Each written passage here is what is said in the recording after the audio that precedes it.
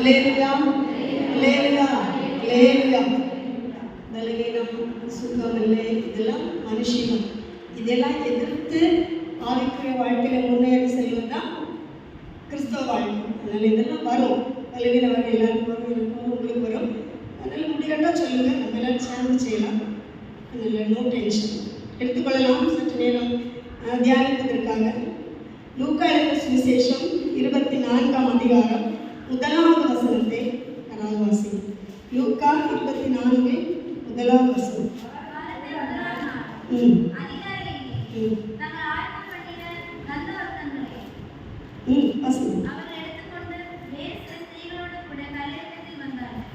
இது ஈஸ்டர் உயிர்த்தெழுதலுக்கு கொடுக்குற செய்தி எல்லாரும் தான் கொடுப்பாங்க. நம்ம என்னைக்கு வேணாலும் என்ன செய்யலாம், அதை பற்றி நம்ம தியானிக்கலாம். இங்கே இயேசுவை அடக்கம் பண்ணி 3ஆம் நாள் எங்கே போகிறாங்க? 3ஆம் நாள் யூதருடைய மத வழக்கத்தின்படி அவங்க என்ன செய்வாங்க, 3ஆம் நாள் அதில் கந்த வர்க்கங்கள், வாசனை திரவியங்கள் எல்லாம் எடுத்துகிட்டு எங்கே போகிறாங்க? இயேசுவை பார்க்க போகிறாங்க.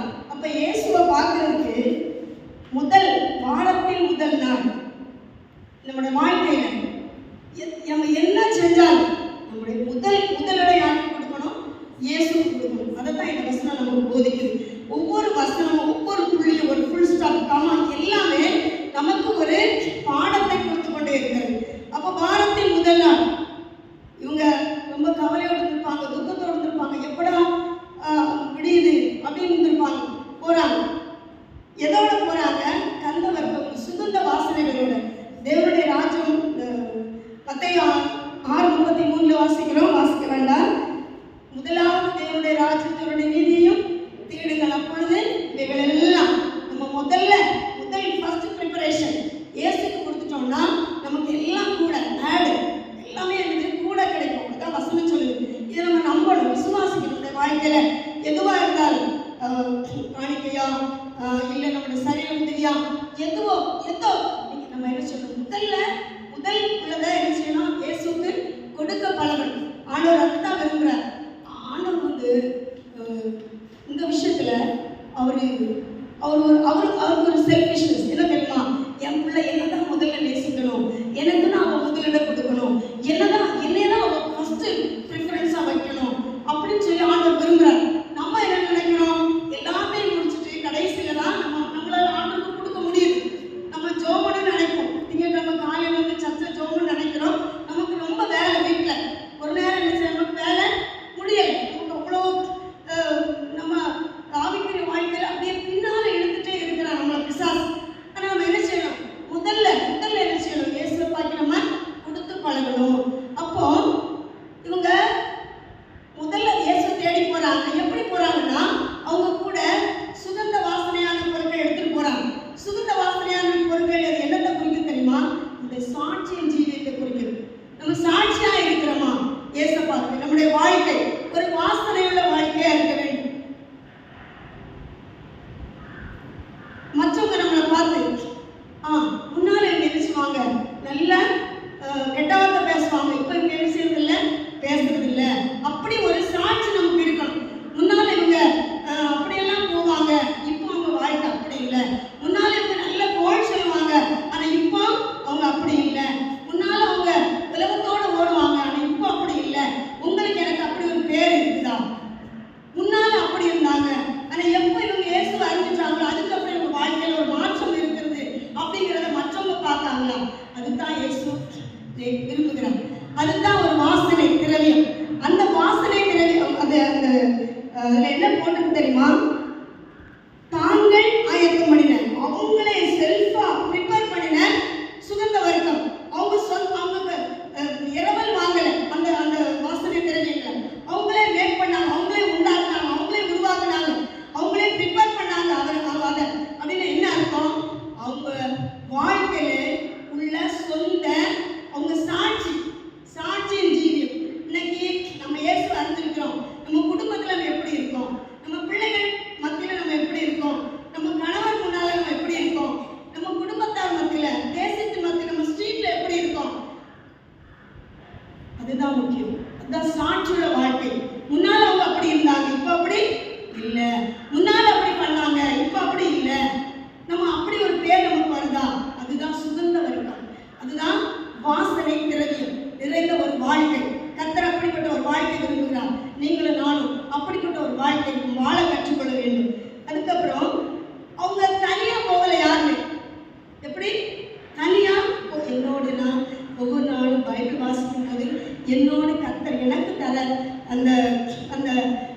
ஆவிக்குரிய காரியங்கள் தான் சொல்லிட்டு இருக்கேன். அப்போ இவங்க தனியா போகல, இயேசு பார்க்க தனியா போகல. ஒரு பழமொழி சொல்லுவாங்க, கல்விக்கு இருவரும் களவுக்கு ஒருவர். களவு பண்ணவே 2 பேர் சேர்ந்துருந்தா ஒருத்தர் மாட்டா இன்னொருத்தர் என்ன செய்வான், காட்டி கொடுத்துருவாங்க. அடியில இவங்க சொல்லிதான் அவங்க வேற வழியே கிடையாது. ஆனா அதனால களவுக்கு ஒருவர், கல்விக்கு இருவர். நல்ல காரியத்துக்கு சேர்ந்து நீ சேர்ந்து போகணும், நல்ல ஒற்றுமையா இருக்கணும். அப்ப இயேசுவை பார்க்க இவங்க தனியா போகல, அவங்களோட கூட என்ன செய்றாங்க, கொஞ்சம் ஸ்திரீகளை கூட்டி போறாங்க. இயேசுவை பார்க்க முதல்ல பெண்கள் தான் போயிருக்காங்க. அதனாலதான் இப்போ எல்லாம் எந்த சபையை பார்த்தாலும் பெண்கள் பக்கம் தான் நிரம்பி இருக்கும், ஆண்கள் பக்கம் ஆள் கம்மியாக தான் இருக்கும்.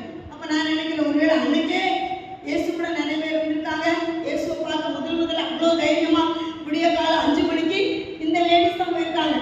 தெருவழியே அவங்க போயிருக்க மாட்டாங்க. கண்டிப்பா கல்வாரி மலை எங்க இருக்கு, மேடு எங்க இருக்கு, காடு எல்லாம் தாண்டி அவங்க போயிருந்துருக்கணும். அப்ப எவ்வளவு நேரமே அவங்க எழுதி நடந்திருப்பாங்க, எல்லாரையும் சேர்த்துட்டு போயிருப்பாங்க.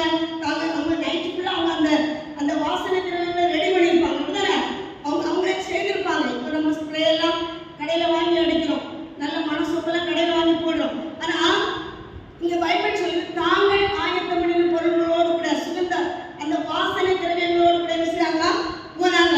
இவங்க தனியா போகல, அவங்களோட கூட கொஞ்சம் ஸ்திரீகளை என்ன செய்றாங்க, கூட்டிட்டு போனாங்க. ஆவிக்குரிய வாழ்க்கையில நம்ம சாட்சியா இருந்தா நம்மளை பார்த்து மற்றவங்க என்ன செய்வாங்க, இயேசுவை ஏற்றுக்கொள்வாங்க. நான் சரியா இருந்தா பக்கத்துல உள்ளவங்க இயேசுவை ஏற்றுக்கொள்வாங்க. நீங்க சரியா இருந்தா உங்க பக்கத்துல உள்ளவங்க, உங்க குடும்பத்தார், உங்க அக்கா, உங்க அண்ணி எல்லாம் என்ன செய்வாங்க, இயேசுவை ஏற்றுக்கொள்வாங்க. அப்போ நம்ம இன்னும் என்ன செய்ய வேண்டியது இருக்கு, இன்னும் சாட்சியா அதிகமா வாழ வேண்டியது. இன்னும் நம்மை நாமே சரி பண்ண வேண்டியது இருக்கிறது. நிறைய விஷயத்துல நம்ம தவறுறோம், நம்ம விழுந்து போயிடும். நம்ம வீக்னஸ், நம்ம பலவீன பாண்டம். வேதம் சொல்லுது, பெண்கள் பலவீன பாண்டம். நம்ம பலவீன பாண்டம் தான். நமக்கு கவலை இருக்கு, துக்கம், பிரச்சனை, பாடு, வேதனை நிறைய இருக்கு. இயேசுவை பார்க்க கூடாதபடி, இயேசுவை ஆவிக்குரிய வாழ்க்கையில அவரை நோக்கி போகக்கூடாதபடி, சாட்சியுள்ள வாழ்க்கை செய்யக்கூடாதபடி நமக்கு நிறைய பிரச்சனை இருக்கு.